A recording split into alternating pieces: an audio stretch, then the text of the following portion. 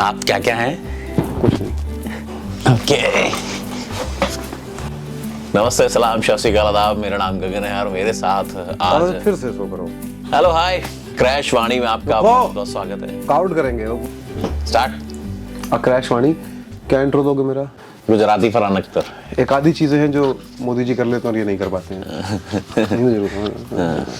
नमस्ते, सलाम, सत श्री अकाल, आदाब। मेरा नाम गगन है और मेरे साथ एक बहुत ही ज़हीन शख्स, इन्हें मेरे बड़े भाई के तौर पर भी आप कह सकते हैं। इनका नाम है मयंक सक्सेना, जो कि एक पत्रकार हैं, कवि हैं, डायलॉग लिखते हैं फिल्म में और लिरिक्स राइटर हैं और सोशल एक्टिविस्ट हैं। और मैं क्या इनके बारे में बताऊं, मेरे शब्द कम पड़ जाएंगे। तो आज हम लोग इस पॉडकास्ट में साथ में बैठे हैं जिसका नाम है क्रैश वाणी, और ये नाम भी हमने आज ही सूझा है हमें। तो अब इस क्रैश वाणी में मयंक भाई, आपका बहुत बहुत स्वागत है। बहुत शुक्रिया, ज़हीन कहने के लिए और शुक्रिया। मुझे किसी ने आज तक ज़हीन नहीं कहा था, पहली बार जो है ज़हीन नसीब मेरे हैं कि आपने ज़हीन कहा मुझे जी। तो बहुत बहुत शुक्रिया। और इतनी सारी बातें आपने कहना, शब्द कम पड़ रहे हैं। मुझे लगा आप ये ना कह दें कि ये मोदी जी हैं खुद आके बैठ गए यहाँ पे, सब कुछ आता है इनको। हाँ, सब कुछ कर लेते हैं। मोदी जी तो ए हैं, बाकी हम सब बी सी डी वगैरह। हम लोग उनकी बी कॉपी सी कॉपी सी कॉपी हैं हम लोग, है ना। तो मोदी जी किताब है, हम लोग जो है सैंपल पेपर है, कुंजी है। तो अभी जो देश का माहौल चल रहा है संसद भवन में, इतना जो हास्यास्पद कहेंगे उसको क्या कहेंगे आप? एक्टिव है संसद। हाँ। मतलब हम लोग को पहली बार पता चल रहा है कि अच्छा ये लोग स्पीकर हैं और ये काम भी करते हैं, कुछ कम से कम कुछ काम कर रहे हैं, है ना। तो वो जैसे पहले टिकट होता था सिनेमा हॉल में, तो सिनेमा हॉल के टिकट काउंटर पे जब फिल्म हाउसफुल होती थी तो टिकट काउंटर पे पहले स्टैंप लगती थी टिकट पे। तो एक आदमी होता था, वो ऐसे थूक लगा के गिनता जाता था, मर जाता था, गिनता जाता था। तो स्पीकर साहब इस समय जो है सस्पेंशन बिल्कुल उसी टिकट वाले बॉक्स ऑफिस वाले अंदाज में टाक टाक टाक थूक लगा के और निपटाते जा रहे हैं। एक आंसर तो ऐसे निपटा दिया जो सदन में नहीं थे। एक मार चला, सर आप खाने में क्या लगे, यू आर सस्पेंडेड। हाँ, एक बच्चे को स्कूल से निकाल दिया कि वो छुट्टी पे था, तो बच्चा पढ़ता नहीं था वहां पे। मतलब एक सांसद जो है सदन में नहीं आया था, उसको भी उन्होंने सस्पेंड कर दिया, सदन में था ही नहीं, हाउस में। तो उनको घर में पता चला कि आपको सस्पेंड कर दिया गया। क्यों? क्योंकि आप हाउस में जो है शोर मचा रहे थे। तो अभी तक काउंट जो आ रहा है 142 सांसद, 150 पहुंच गए, 150 पहुंच गया, वो सस्पेंड हो गए हैं। हाँ। आपने कल तक की पारी देखी थी, मतलब कल तक की पारी, आज कल की पारी में फिर उन्होंने रन बनाए हैं, तो 150 पूरे कर लिए। 150 पूरे कर लिए हैं। तो अब आपको क्या लगता है कि जैसा कि हम सुबह बात कर रहे थे कि ये पारी इकलौती नहीं है, ये पारी एक आदमी की नहीं है, ये पार्टनरशिप है 2 खिलाड़ियों की। ओके। लोकसभा के स्पीकर और राज्यसभा के स्पीकर मिला के, ठीक है। तो पार्टनरशिप है टेस्ट मैच पे। तो अब इनकी जो पार्टनरशिप है ये टेस्ट मैच पे जो है, अब क्या आपको लगता है कि ये गली क्रिकेट भी खेलेंगे, मतलब रोडों पे आएंगे? कौन करेंगे? नहीं, वो तो दूसरी टीम है। टेस्ट तो यही है, टेस्ट मतलब फ्लोर टेस्ट। हाँ, फ्लोर टेस्ट होता है ना, टेस्ट होता है। तो बिल आ रहे थे और बिल एक पास हो भी गया। पास तो देखिए हो ही जाते थे, लेकिन होता क्या, जैसे एक होता है पास हो जाते, हो गए जैसे अभी, एक होता है विपक्ष होता वहां पे, शोर मचाता, चिल्लाता। तो आपको क्या लगता है कि मतलब ये इसीलिए इनको सस्पेंड किया गया कि वो बिल पास करवाने से कोई विरोध ना हो? नहीं, इसलिए किया गया कि कहीं किसी ऐसा ना हो कि सत्ता पक्ष के किसी सांसद की अंतरात्मा जाग जाए बात सुन के, भाषण सुन के। ऐसे मनोज कुमार जहाँ है, बढ़िया भाषण देते हैं, इमरान प्रतापगढ़ अच्छा भाषण देते हैं, अब तो राहुल गांधी भी अच्छा भाषण देने लगे, हिंदी सीख गए हैं। तो ऐसा ना हो कि कहीं सत्ता पक्ष में किसी की आत्मा जाग जाए, अंतरात्मा, और पता चला वो अपने बिल के खिलाफ वोट कर दे, है ना। तो ये भी एक डर होता है। या कई बार अंदर से तो देखिए मुझे लगता है घर जाके, अब क्योंकि उम्र हो रही है, तो जब एक उम्र हो जाती है सबको लगता है कि अब पता नहीं एक दिन तो दुनिया से जाना ही है, सब बूढ़े हो रहे हैं, तो हो सकता है गिल्ट महसूस होती हो घर जाके, बहुत गलत टाइप का कानून पास करवाया है आज, है ना, बड़ा गलत ड्राफ्ट बना लिया है। तो लगता होगा, आवाज गूंजती होगी कान में, है ना। तो हो सकता है इसलिए वो आवाज ही हटा दी, आवाज हटा दी कि रात को। या ये भी हो सकता है कई बार माइग्रेन हो जाता है। मोदी जी मुझे लगता है संसद में आते ही नहीं है इसीलिए कि उनको जो है तो कौन जाए यार। अच्छा, और जो भाजपा के जो सांसद थे जिन्होंने पासेस इश्यू कराए थे, जिन्होंने संसद में वो बम्बार्डिंग करी जी, हाँ, मैं वो सिम्हा साहब उनको नरसिम्हा कहता हूँ। हाँ। तो क्या उस वजह से भी जो अमित शाह और नरेंद्र मोदी जी जो संसद में नहीं जा रहे हैं? अमित शाह क्या अपनी जी नहीं लगाया? देखो अच्छा, आप शाम को जिम जा रहे हैं, मॉर्निंग वॉक नहीं जा रहे हैं आप? हाँ, मोदी जी के आगे तो जी अगर ना लगाओ तो कुछ डर सा लगता है कि अरे मेरे संग कुछ कांड हो मोदी जी जाएगा। के आगे जी वैसे ही जैसे पार्ले जी के आगे जी है ना। और बस अंतर इतना है कि एक आप खा सकते हैं, एक आपको खा रहा है। अब मुझे जी पे लात नहीं खानी, इसलिए मैं ज्यादा कुछ बोल नहीं सकता। मेरा तो जी घबरा रहा है। अब जी का मतलब जो लोग निकालना चाहे निकाल ले, मेरा जी घबरा रहा है। है ना। हाँ, तो मेरा कलेजी फट गया। हाँ जी। अब आ सकते हैं, कोई बात नहीं है। अब क्या बात करें। अब हम लोग ये बात कर रहे थे कि अमित शाह और मोदी जी जो है ऐसा तो नहीं इसलिए कहीं, किस लिए? हाँ, मैं भूल गया भाई, वो जी पे पूरा कॉन्वर्सेशन में ग्रेविटी से ऊपर हो गया भाई। कोई बात नहीं, जी पिलात मारते हैं, आगे बढ़ते हैं, है ना। तो नहीं, लेकिन अमित शाह, मैं ये पूछा था आपसे कि आपने अमित शाह के आगे जी क्यों नहीं लगाया? वो बस ऐसी आदत नहीं है। कैजुअल है, अमित शाह को लेके बहुत दोस्त जैसा महसूस होता है हमेशा। मुझे ऐसा अपने लगता है जैसा कि क्या दिक्कत है, अपने जैसा आदमी है, जेल वेल हुआ, तड़ी पार हो गया, शहर से बाहर भी है ना। तो अपने ऐसा मतलब बहुत ऐसा लगता है अपनी गली का है, अपनी गली का है ना। और रेत की खदानों में काम करता हुआ, हाँ, है ना, तमंचे चलाता हुआ आदमी। अगर वो ये सुन रहे हो तो हम लोग मजाक कर रहे हैं बस, प्लीज। वैसे भी आपने बीपी सुने होंगे। मजाक कर रहे हैं। नहीं, अमित शाह मतलब उनको ह्यूमर बहुत पसंद है। हाँ हाँ, आप क्रोनोलॉजी समझ गए। उनको बहुत ह्यूमर पसंद है। हाँ, बहुत पसंद है। आप देखिए, मोदी जी जब भी अमित शाह कान में कुछ कहते हैं तो मोदी जी हंसने लगते हैं जोर से। देखिए, ध्यान से कोई वीडियो देखिए, मैच देखने गए थे इंडिया वाला, अमित शाह ने बहुत सीरियसली कुछ बोला, मोदी जी हंसने लगे। कहीं बैठे होते हैं रैली वैली में, अमित शाह बहुत सीरियसली कुछ बोलते हैं, मोदी जी हंसने लगते हैं। कई लोग हंसते हंसते मर गए अमित शाह की बात सुन के। हाँ, एक जज थे उसमें, उन्होंने एक कान में ये बोला, गुजरात क्रिकेट एसोसिएशन में मेरा लौंडा देखो। नहीं बहुत कुछ। अब तो वो क्या ना, बीसीसीआई का है ना, बीसीसीआई। हाँ, वो इसमें इसीलिए सी और आई आगे लगाया गया है कि अच्छा, लोग मुझे सोचे कि अमित शाह का लड़का है तो केवल। और हाँ, अमित शाह का लड़का बीसीसीआई का सेक्रेटरी है, और उसका जो डायरेक्टर है वो तो मुझे मालूम ही नहीं है, उसका तो नाम भी मैं भूल गया हूँ, कोई गोरा अंग्रेज है। वो आईसीसी का है। आईसीसी का, हाँ ओके। ये बीसीसीआई, बीसीसीआई का डायरेक्टर कौन है? डायरेक्टर नहीं होता है, अध्यक्ष होता है। अध्यक्ष होता है, ये अध्यक्ष है। हाँ हाँ ओके।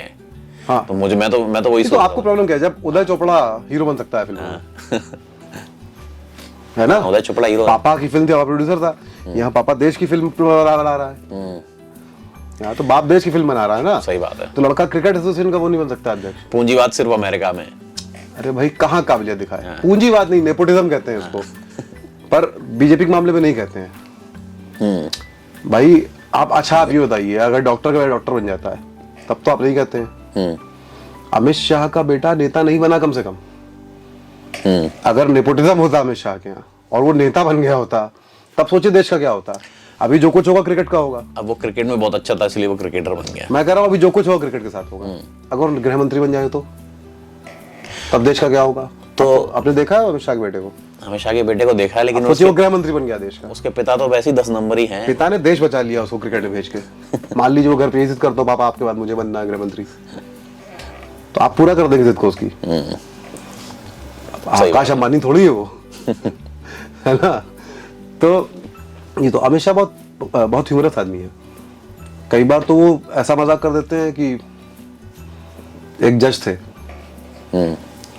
उनका लो यार क्या बात कर रहे हो तो जज बहुत मजेदार आदमी, बहुत ह्यूमरस आदमी है। और भी पहले बहुत सारे मामले थे, पुलिस जानती थी, बहुत मजाक किया उन्होंने कई सारे लोगों के साथ। तो लेकिन फिर पुलिस ने बाद में कहा कि ये सब मजाक था, तो हम केस विड्रॉ कर रहे हैं। तो मजाक में हुआ, मजाक में पुलिस ने केस किया। फिर कोर्ट से कहा मजाक है, कोर्ट ने कहा ये क्या मजाक हो रहा है? तो पुलिस ने कहा कि ठीक है मजाक ही हो रहा है, तो परेशान क्यों हो रहे हैं आप? तो फिर अब सब कुछ मजाक है। तो आप सांसदों के सस्पेंशन की बात कर रहे थे। सवाल भूल जाएंगे तो मैं याद दिला दूंगा आपको क्या लगता है अब ये सांसद आगे क्या करेंगे? ये सांसद आगे क्या करेंगे? हाँ, इनका मतलब निलंबन जो है वो रद्द किया तो जाएगा। सांसद बन गया। अभी ये भी नहीं है कि मान लीजिए आईएएस नहीं निकल पाए तो आगे तहसीलदार की तैयारी कर लेंगे, बैंक पीओ कर लेंगे। ये भी नहीं कर सकते ये लोग। एक महुआ मोइत्रा निलंबित हुई थी। नहीं, वो तो बर्खास्त हुई थी, बर्खास्त हो गई, खत्म मामला। ओके, हाँ, वो बर्खास्त हो गई। हाँ। और जो अपने बिदुड़ी जी थे उनके ऊपर तो कोई कार्रवाई भी नहीं हुई। बिदुड़ी जी को इस बार पद्मश्री के लिए नामित किया जाएगा, उनको पुरस्कार मिलेगा। तो निलंबित होने के लिए क्या क्राइटेरिया क्या है कि मैच होना चाहिए? निलंबित होने का क्राइटेरिया केवल एक है कि सदन में स्पीकर कौन है और वो कैसा आदमी है। सदन के स्पीकर उन्होंने तो बोल दिया है कि गांधी जी एक युग पुरुष थे, तो उसके बाद दूसरे युग पुरुष जो भारत में हुए हैं वो मोदी जी हुए हैं। दो ही तरह के लोग बोल रहे हैं देश में। कुछ लोग, एक वो लोग हैं जो पीकर बोल रहे हैं, एक स्पीकर बोल रहे हैं। दो ही तरह के लोग बोल रहे हैं साला, है ना। और इसमें मजे की बात यह है कि जो पीकर बोल रहे हैं उनकी बातें फिर भी बहुत लॉजिकल आपको मिलेगी कई बार। स्पीकर जब बोल रहे हैं तो जो है वो नहीं मिलेगी। लेकिन तो उन्होंने जो बात कही, देखिए तो लोकतंत्र है, कौन किसको गांधी मानता है और कौन किसको महात्मा मानता है, इसमें क्या समस्या है? सब फ्री हैं। हाँ, गांधी देखे, कोई गांधी सरनेम है तो कोई गांधी सरनेम है, और महात्मा आप किसको मानते हैं तो आप पे डिपेंड करता है। आसाराम को भी लोग महात्मा मानते हैं। लेकिन स्पीकर का काम तो ऐसा होना चाहिए ना कि दो पक्ष के लोग हैं, स्पीकर को बायस्ड ऐसा कोई बयान नहीं देना चाहिए ना। किसको? स्पीकर को। स्पीकर को बायस्ड होना नहीं चाहिए। हाँ, बयान नहीं देना चाहिए थोड़ी लिखा है संविधान में। हो सकता है वो बायस ना हो अंदर से, बयान बायस दे रहे हो। आपने फिल्म देखी है, उसमें गोविंदा कहता है कि मैं आपकी दिल आपकी तरफ है, मैं इनकी तरफ हूँ। देखिए दूल्हे राजा। तो हो सकता है वो बायस ना हो अंदर से। उनका संविधान में लिखा है कि स्पीकर जो है उसको निष्पक्ष होना होगा, होना चाहिए। एक तो यहाँ चाहिए लिखा है, होना ही होगा नहीं है। दूसरा, संविधान में ये नहीं लिखा है कि अगर नहीं हुआ तो संविधान क्या उखाड़ लेगा, क्या करेगा, ऐसा तो कुछ लिखा नहीं है। होना चाहिए तो ऐसा तो बहुत कुछ होना चाहिए।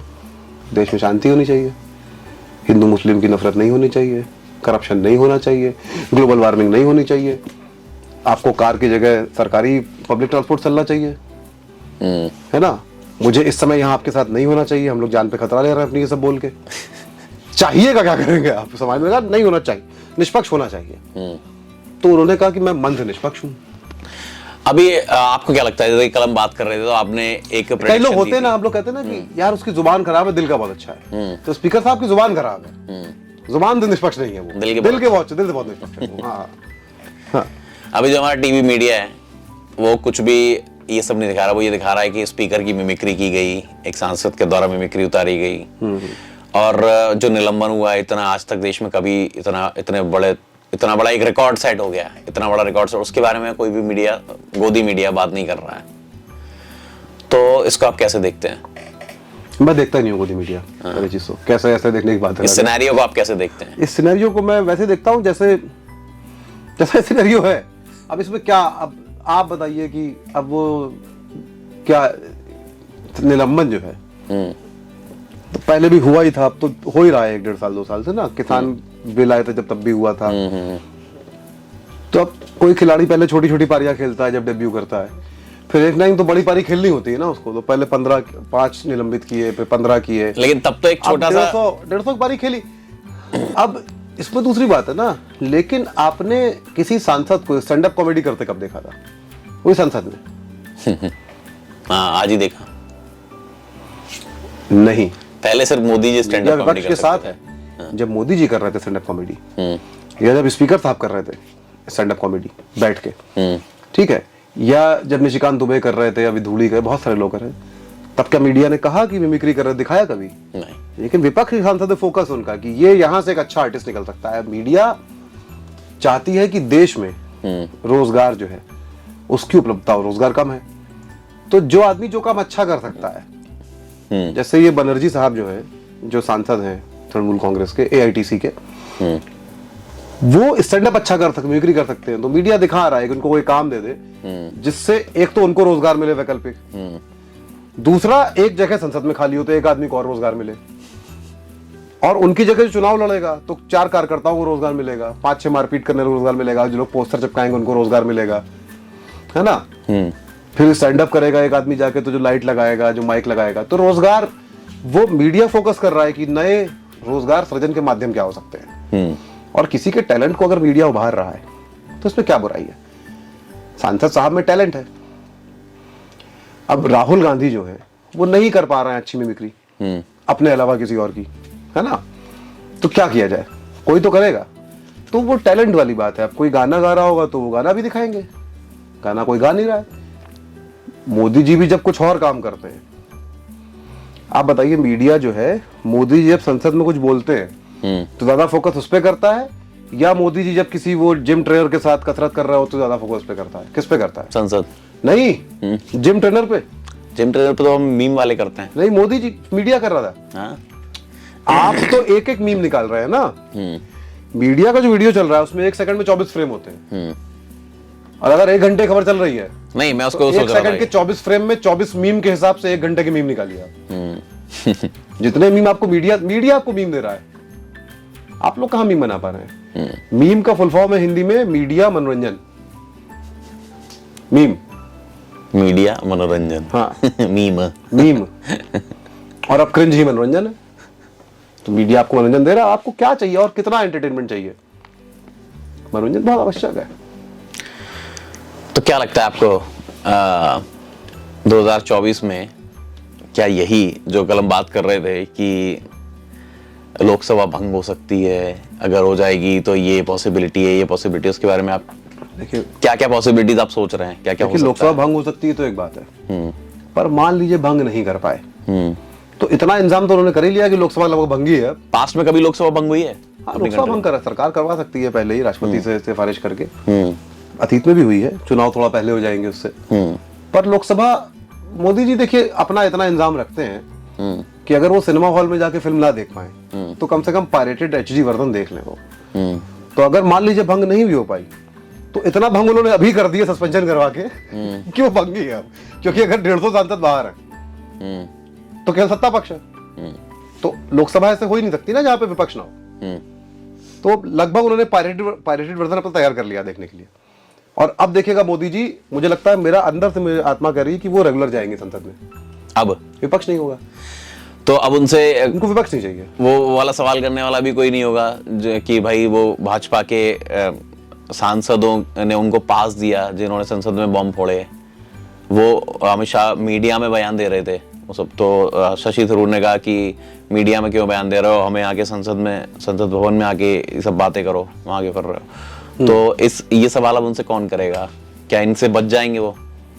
देखिए इसी वजह से तो नहीं जा रहे थे क्योंकि आप कह रहे हो आप रोज जाएंगे। देखिए इस समय क्या हो रहा है कि मीडिया के लोग लगता है कि सांसद है, पत्रकार जिस तरह से टीवी पे बात करते हैं, और सांसद लगता है कि पत्रकार है जिस तरह से उनको सवाल पूछने पड़ते हैं।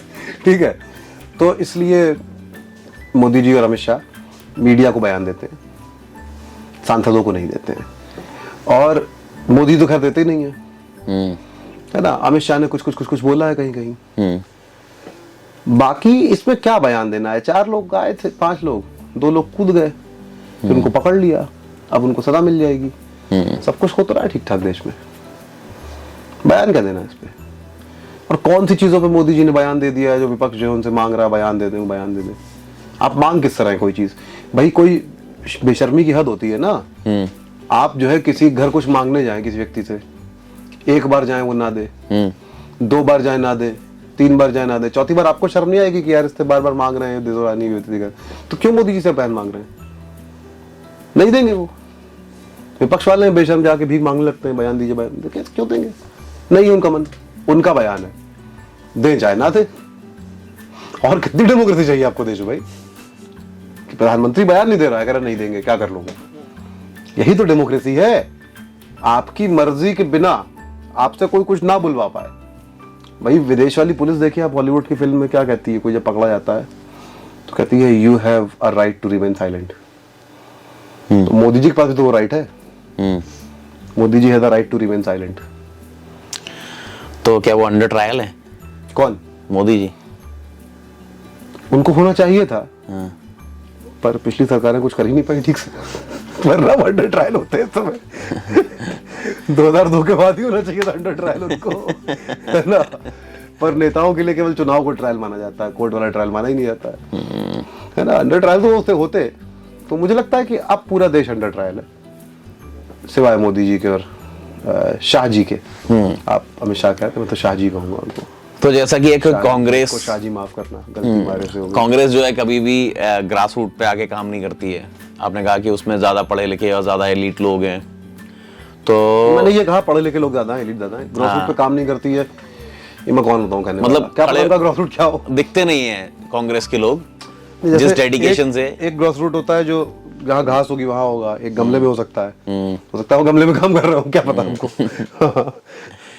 तो हाँ। वो जो है कि ऐसा लगता नहीं है, बहुत टाइम से भी जब बीजेपी की सरकार बनी थी उसके बाद से अब जब तक राहुल गांधी ने भारत जोड़ो यात्रा स्टार्ट नहीं करी थी तब तक यही लगता था कि विपक्ष मजबूत नहीं है हमारी कंट्री में। तो अभी आपको ऐसा लगता है कि उन्होंने उनको जमीन दे दी है? मुझे भारत जोड़ो यात्रा के बाद नहीं लगता है विपक्ष मजबूत हो गया, ऐसा कुछ नहीं लग रहा है मुझे।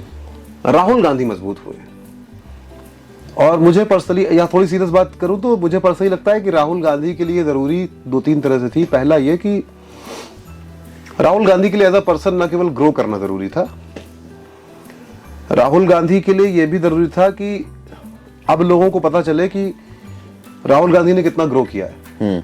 क्योंकि एज अ पॉलिटिशियन तो लोगों को पता चलना चाहिए ना। और केवल ग्रो नहीं किया, वो अच्छी हिंदी बोल लेते हैं, सहजता से बोल लेते हैं। पहले उनको सोचना पड़ता था, जब वो बोलते थे तो वो आते बहुत एग्रेशन और एक्साइटमेंट में थे। आस्तीन चढ़ाते थे याद, अब आस्तीन नहीं चढ़ाते, अब पहनते नहीं है, टी शर्ट ही छोटी सी पहन रहे हैं ना।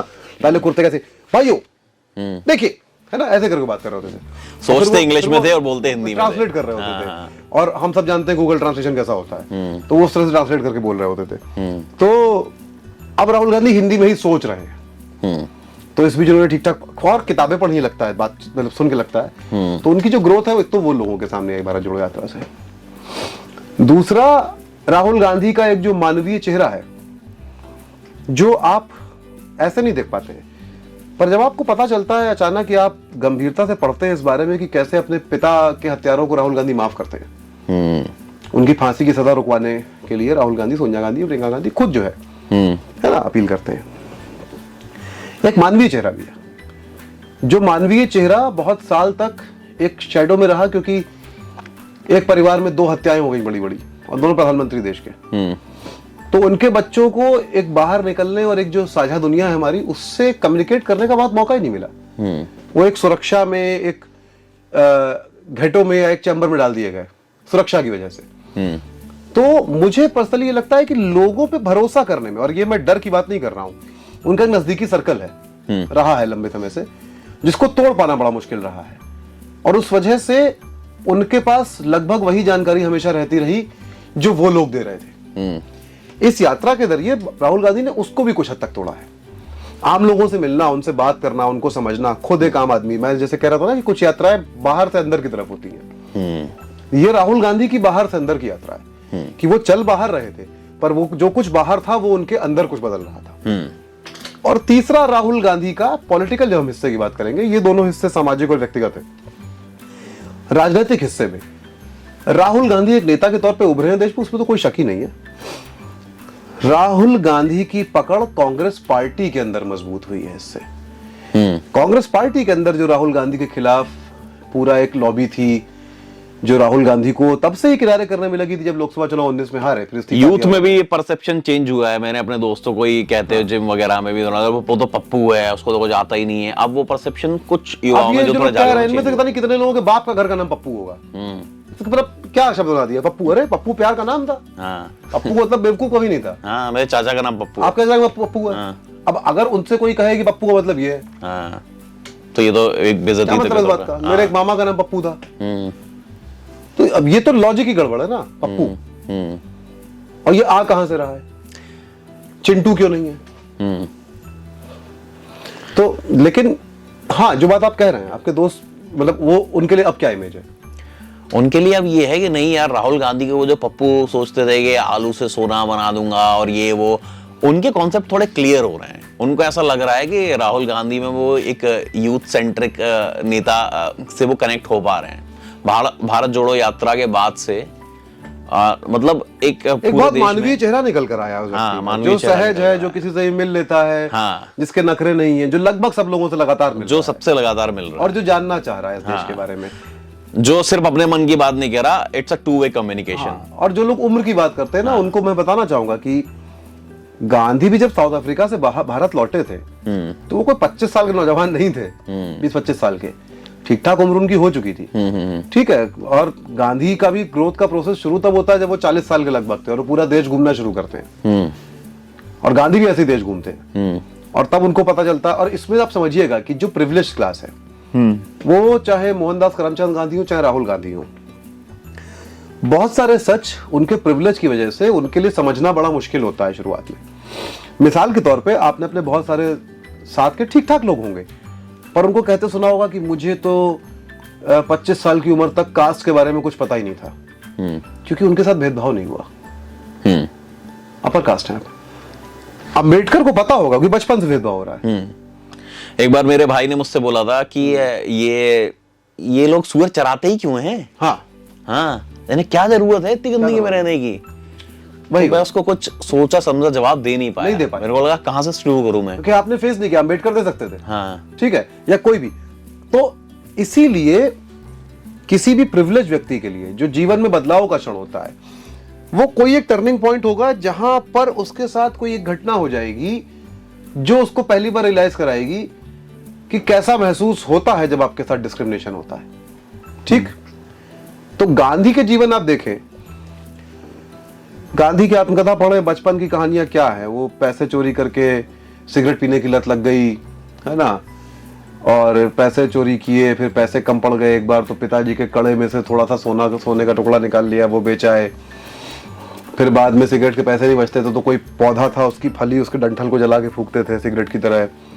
और फिर बहुत ग्लानि हुई और पिता के सामने जाके सच बोला, कि सच बोलना चाहते थे। यहाँ कहीं कोई स्ट्रगल नहीं है सच। पिता ने डांटा, पिता भी रोने लगे साथ में, या बहुत सारी चीजें ये वो। लेकिन उसके बाद क्या, पिता राजकोट में दीवान थे महाराजा के यहाँ। पढ़ने कहाँ गए?